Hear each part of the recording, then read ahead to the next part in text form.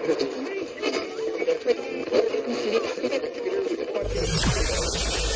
ready for unique, rare, and little-known treasures from the golden age of radio.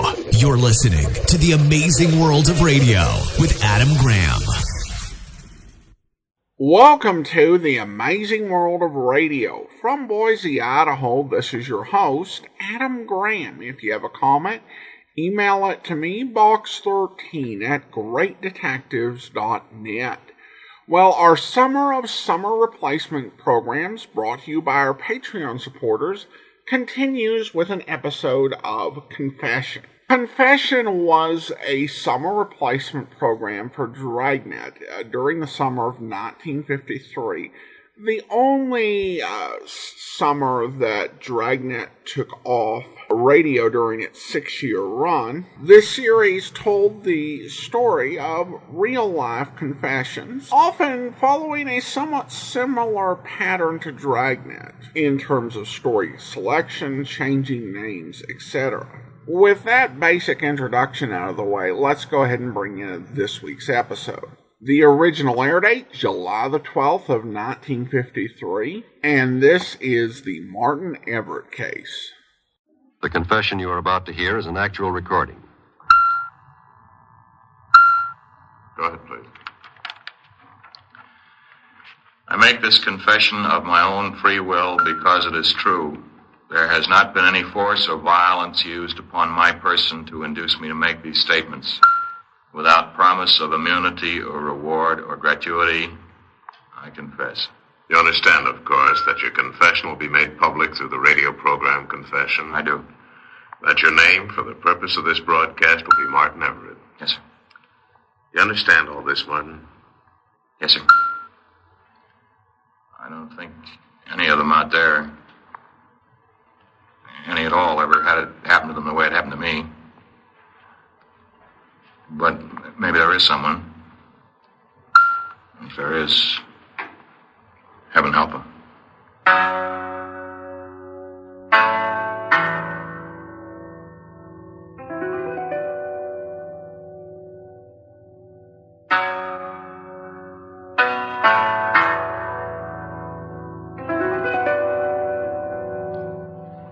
You are listening to Confession. The case history of the young man referred to as Martin Everett is a matter of documented record. You will hear the story of his crime experience as told in his own words.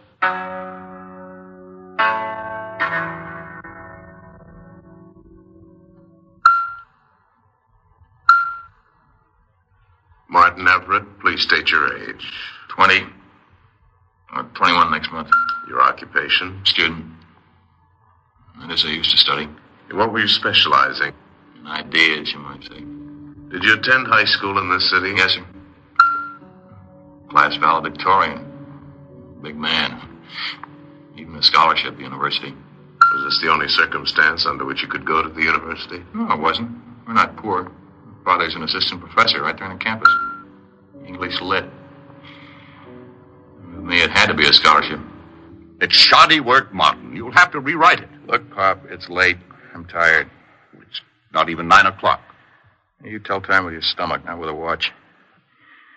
I'm beat, Pop. I know what you want me to be. You were when you won the scholarship. I want a glass of milk. Why won't you learn? I'm sick of learning. It's not for me. It's never been for me. It's for you.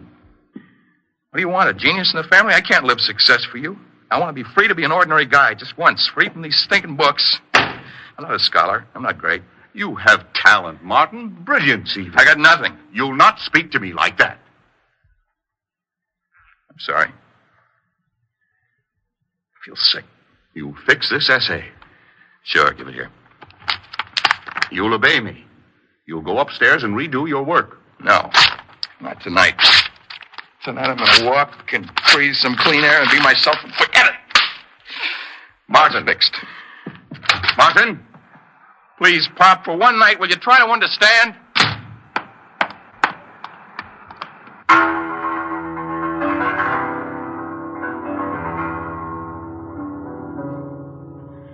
I should have stayed home that night, but I guess the crazy way things started to happen, no matter where I went or what I did, it wouldn't have made any difference. I kept walking over to a crummy part of town.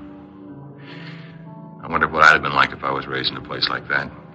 Kept thinking about it, and pretty soon my headache was gone. That was when I realized that somebody was following me. At least that's the way it seemed. I kept looking over my shoulder. Once I caught a look at him, he was kind of young, about my age and build. I walked faster and tried to shake him off, but I couldn't. No matter what I did, he stuck with me, right behind me all the time. I got scared, so I ducked into a drugstore.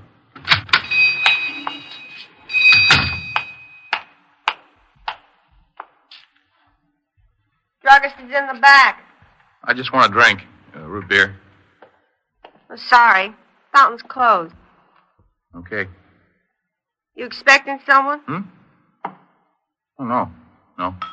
Well, I guess there's no harm in giving you a root beer. Thanks. Could I have it over there in the booth? Sure. Take the booth. Here you are. Martin Everett? Yeah? What? Sit down. Plenty of room. How's your father? Fine. Who are you? Friend. You were following me out there. Now, easy, kid, easy. My name's Wally. I'm interested in you. How do you know me? Well, I made a point out of knowing you. Why me? We were born on the same day, same hour. Yeah, that's a fact. I had to look up the records once, and I saw your name. I got curious about you. You know, you could have been me, and I could have been you. Could have worked out like that. Maybe it did. Well, go ahead, drink. Thanks. Now, you live real good, don't you? I live around here, the other side of the tracks. Only around here, there aren't even any tracks. That's how tough things are. But I wouldn't have your father on a bet. He's all right. Sure, everything's just fine. How much money you got in your pocket? Look, what do you want from me? Help. You help me, I help you. We get money. Look, I need a partner. And who do I think of? Brother Martin. In a way, we're brothers. You happy? No. I am. You buy the things you want? Nobody buys the things they want. That's me. Nobody. You're somebody. A great big ball of hate waiting to be pitched in somebody's teeth. You dope, you're not even free. You want to do a million things and you can't. You're afraid. So? Well, I'm not afraid. That's why I got dough. Me, personally, I got a personal bankroll. That's the best kind. Only now I need help. Doing what? When you need help, we'll get together. Like I told you, I'm usually around. Now, you better finish that root beer. I gotta close up. Oh, yeah, sure. Look, you don't happen to know that guy, do you? What guy? The one that was here. Well, 3 or 4 people have been here since you came in. Yeah, I guess. Well, thanks for the drink. Oh, it doesn't cost 35 cents, you know. Oh, that's all right. You keep it? Well, thanks. That's worth one on the house if you come back. Maybe I'll do that. Night. Good night.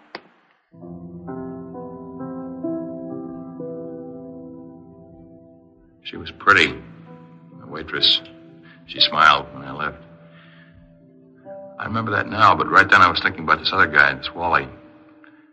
It doesn't sit too good when you find out somebody's been watching you, especially somebody talks as funny as he did. I mean, all that business about me being him and him being me. And there was something I couldn't figure out. If he was following me outside, how did he get into that drugstore booth before I did? I didn't meet him again until one night I was studying and my father came home. Martin? In here, Pop. Ugly night out. Too much rain for this season. Studying, Martin? Mixing Leibniz and Spinoza. What do you get? A headache? Again? It was a joke. Well, I'm glad we don't have to go through another struggle like last week. No. Hey, look, Pop. There's some sweaters on sale at Sullivan's. You got a good price. It's a sale. How much? 15. Dollars? Certainly dollars. Why, it's an outrageous figure for a simple sweater. Okay. Should have known. Going to study upstairs, Martin? Yeah. Study.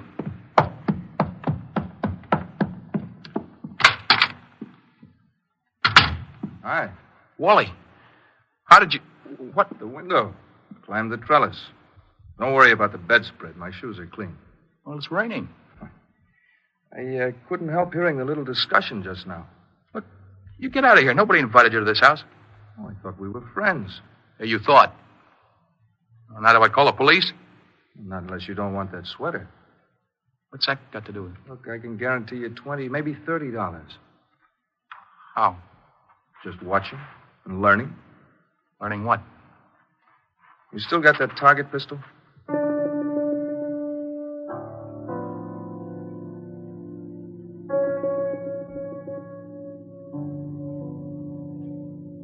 Didn't bother me too much. That's a funny thing. It was like I was just picking up somewhere where I'd left off. The thing that really bothered me was how Wally's shoes were so dry when it was raining out.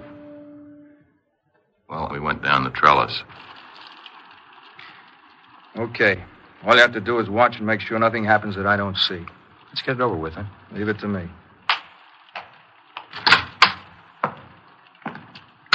Well, can I help you, son? Bottle of bourbon. Well, I'm afraid you're a little too young for that. Am I old enough for this? Look now, look, son. You don't mean anything to me, get it? Not a thing. A bullet can burn your stomach, I'll feel no pain. And give me the money in that register. Just the bills. Thanks. Thanks a lot.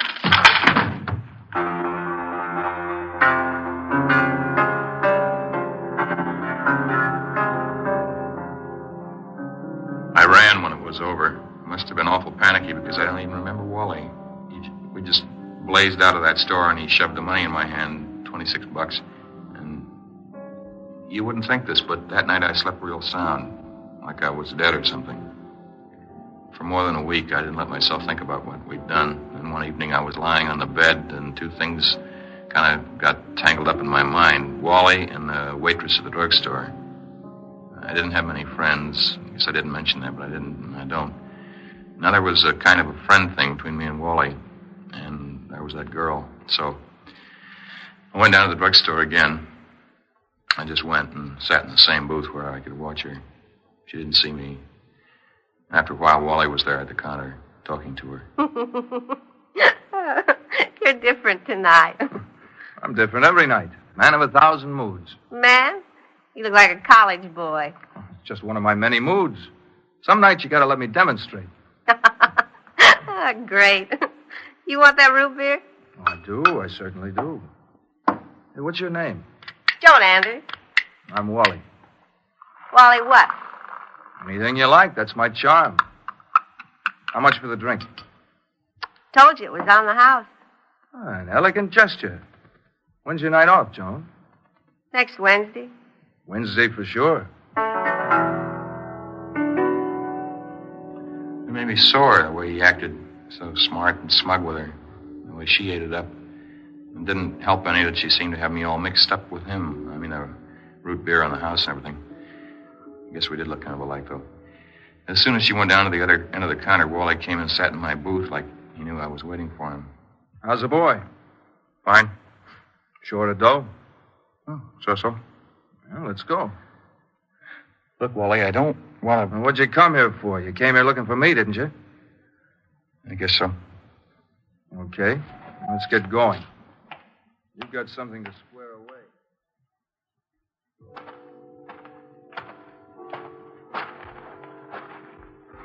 You know where you are? You kidding? Sure I know. This is the university. This building right here? It's Beaton Hall. Girls' dormitory. Yeah. The rich ones live here. Those Wrigley ones with the football players on the string and 10 trunks full of clothes. And jewelry.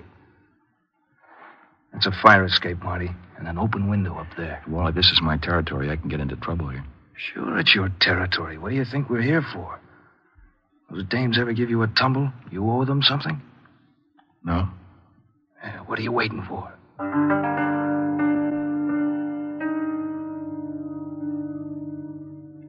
We went up the fire escape and into the girl's room. She was asleep. At least I prayed she was. The bit of light coming through the window caught her across the face and shoulders. I don't know what it was she was wearing, but it wasn't pajamas. You could see her skin. It was awfully white. Only her closed eyelids were dark and sort of shiny. The dressing table. Take a look. Nothing. First drawer. That box. Open it. Are they real? Their jewelry is always real. Get going. Wally. She's watching us. She's awake. The girl just sat there in bed, stiff and trembling, even more scared than I was. I got out. Fast. I couldn't stand the look on Wally's face, or the girl's. It was Wally's idea, not mine. Not Martin Everett. So I made a dash for the fire escape, and I got down somehow. I listened. She didn't scream or anything. I thought that was strange, but the main thing was getting away from there. Soon I was sneaking across my own lawn to the rose trellis. Martin. Pull yourself together. It's me, Wally. You got out okay? She knew you. I don't think so. I think she did. I killed her. How? With this. You knew I was going to. Hide it.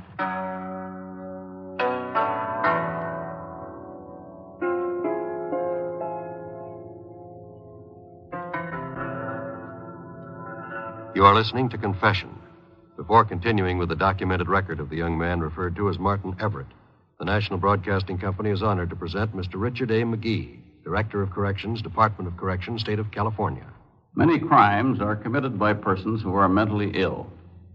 Schizophrenia, or split personality, is a common form of mental disease which can lead to criminal acts.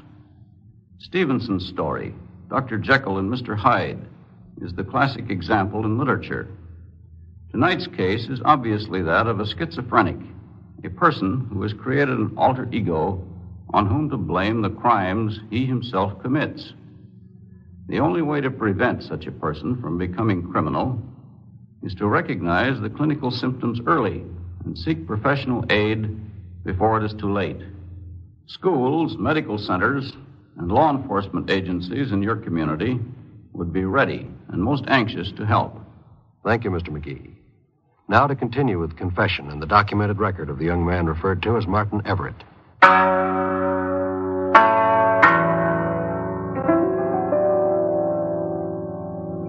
I looked at the knife in his hand, a kitchen knife. It was ours. I knew the nick on the handle. Wally disappeared into the night, and somehow I got up the trellis to my room, put the knife way back in the closet along with the jewels. And then I turned the light on. There was blood all over the front of my shirt. I didn't know how it got there. It was Wally killed her, not me. I kept saying it over and over, but I wasn't sure. I tried to figure out about the blood on my shirt. The blood from the murder Wally committed. I thought of everything I knew about him, the way he came and went and sort of took control of everything, the way he said we were born on the same day, and we were brothers. It frightened me even to think about it. That night I didn't sleep so good. Terrible. Just terrible. What's that, Pop? Now, that girl who was killed last night, she was one of my students. What you say about her? Whoever did it used a knife. Dreadful. The police think it was done by some maniac. But that's crazy. Yeah, to put it mildly. You going to school with me? No, thanks.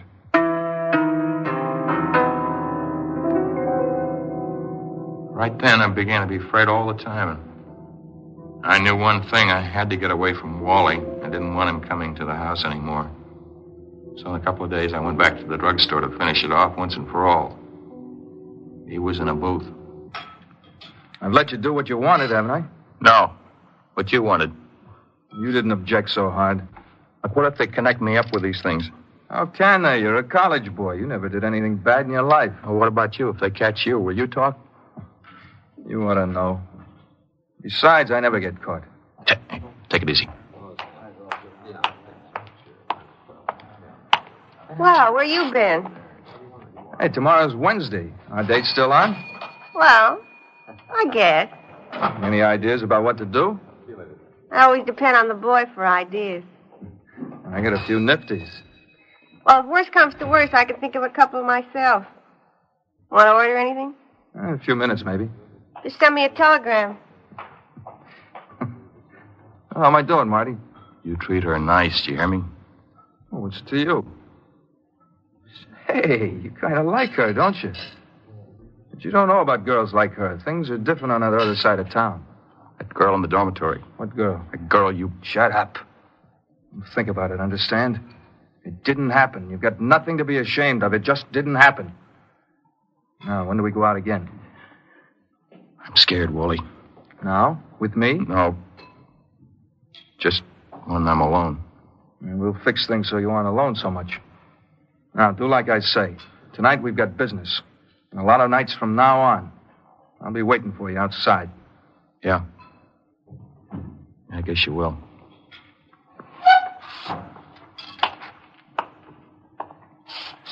Can I talk to you for a second? You ready to order now, lover?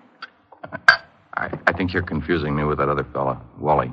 Oh, man of 1,000 moods again. Joan, just don't go out with him. Please. Why? He's dangerous. Well, he better be a little dangerous, or I won't go out with him anymore. Now, don't be late tomorrow. There it was again, a mix-up between me and Wally.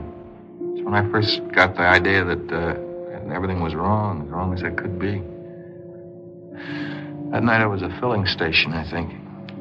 Next night, Wally didn't keep his date with Joan. He stood her up, and there was some kind of robbery. I didn't remember real well because I was in a daze most of the time. What was real, Wally or me? I thought maybe there wasn't any Wally. Maybe it was all me or just part of me. Maybe I was crazy and imagined it all.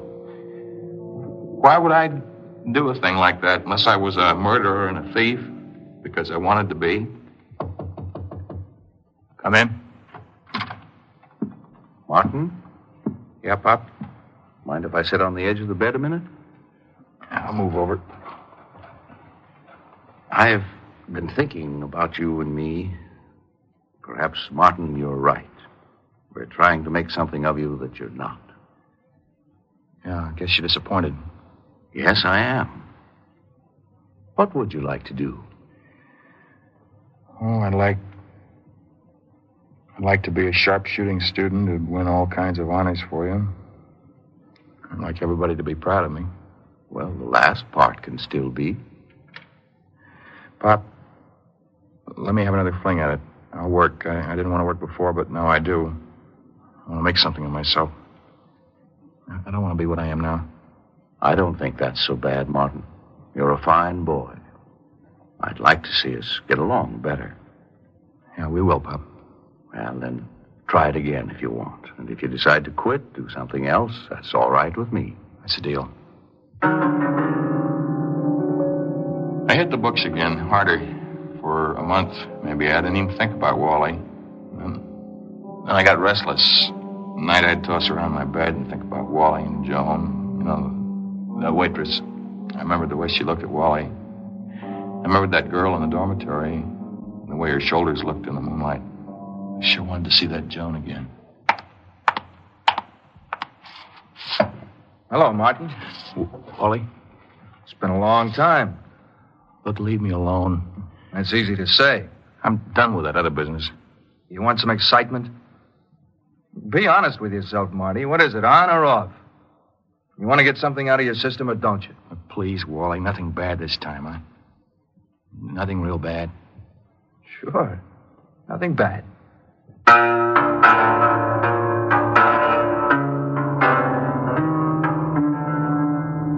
I didn't go home for dinner that night. I just walked around with my notebook under my arm. I didn't really have any place to go. I thought about a movie, but there was nothing worth seeing. Then I saw one of those bathing suit ads on a signboard, and I thought about Joan. When I got down to the drugstore, she was just leaving for the night. I didn't say anything to her. She didn't see me as usual, so I just followed her. And suddenly Wally was there again, ahead of me on the street, between me and Joan. He was following her, too. She put her key in the door of a slummy little house. That's when Wally stepped forward. Joan. Well, look who's here. Man of many moods. You sure got your nerve. You mad at me? Oh, no. You can stand me up any time you want. Can I at least come in and explain? I don't want to hear any of your wild stories. Can I, Joan, please? I just got one room here. Anybody else around? No. People who own the house are away. Can I? Sure. Come on in.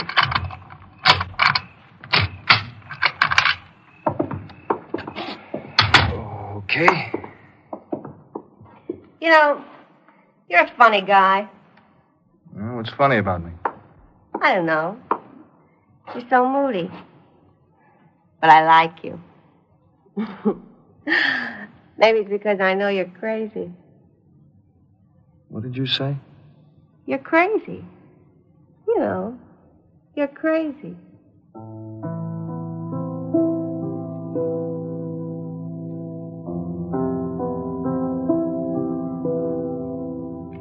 I couldn't stand it anymore. She put her hands on my shoulders. I could feel them there. But it was Wally's face she was smiling up into. Wally. I hated him then more than I ever hated anything, because I knew just what he was going to do to her and what he'd been doing to me. I wanted to kill him. Just kill him. So I slugged him over and over. It felt wonderful. That's what I wanted to do ever since I'd met him. I choked him. My arms and my hands and my shoulders ached, but I kept it up until I was through. Until I knew he was dead. Only, when he fell, it wasn't Wally at all. It was Joan. I'd killed her. I couldn't understand it. I couldn't. I tore a piece of paper out of my notebook, and I began to write. Please, somebody. Please, somebody catch me before I kill again. That's what it says, Martin. Officer, I fail to see what that message has to do with my son. Perhaps you'd better wait downstairs in your living room, Mr. Everett. But I have a right. Please. Very well.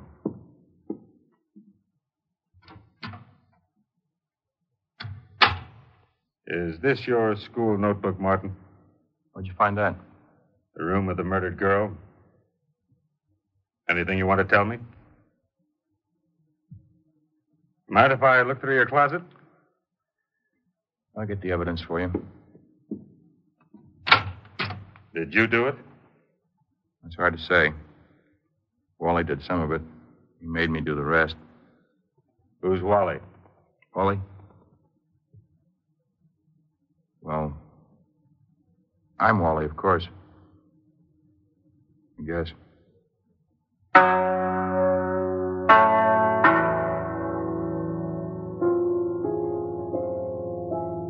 You have just heard an actual confession. This case history of the young man referred to as Martin Everett is a matter of documented record. To protect the legal rights of this person, names and places were changed or deleted. Technical advice for confession comes from the Office of the Director of Corrections, Department of Corrective, California. In a moment, you'll again hear Martin Everett. The subject was sentenced to life imprisonment under the custody of the State Director of Corrections. Found to be insane, the subject was placed in the California Medical Facility, Terminal Island, where he has been given extensive psychotherapy and electroshock therapy. Now, Martin Everett. The reason I'm making this broadcast is to try to explain how a terrible thing like that can happen to a person. There's plenty I don't understand about it, although a lot of psychiatrists and doctors have tried to explain it to me, but I know this. Wally was still alive that night after I thought I'd killed him. But now he doesn't bother me anymore. Maybe he's really dead. But I guess the doctors will tell me when he is. We'll see about me.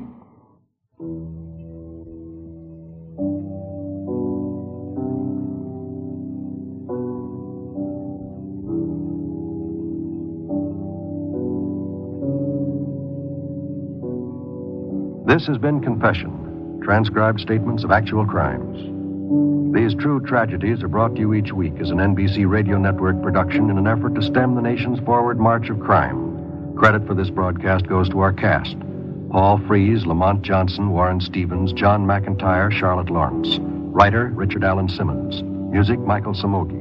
Script supervision, Warren Lewis. Direction, Homer Canfield. John Wall speaking. Confession, a Canfield-Lewis creation, came to you from California.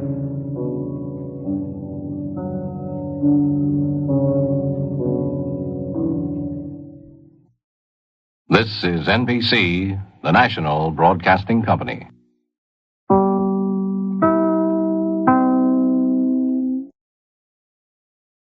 Welcome back. I was kind of relieved by the mid-story message, where they acknowledged that what was going on was obvious. And that made me think, okay, well, we're not meant to think that this is some mystery or we can't be sure as to what's going on, because there was no mystery, and yeah, it was, as they said, very obvious. I kind of began to realize it when his alter ego showed up in the house. Definitely a very tragic case, but an interesting concept for a program. I hope that you enjoyed it. We've got another anthology program for next week. It only was a summer replacement program over radio, but was a much bigger hit on television. It's the General Electric Theater, so join us back here for that next Wednesday. In the meantime, send your comments to box13@greatdetectives.net. Follow us on Twitter at Radio Detectives and become one of our friends on Facebook, facebook.com/Radio Detectives. From Boise, Idaho, this is your host, Adam Graham, signing off.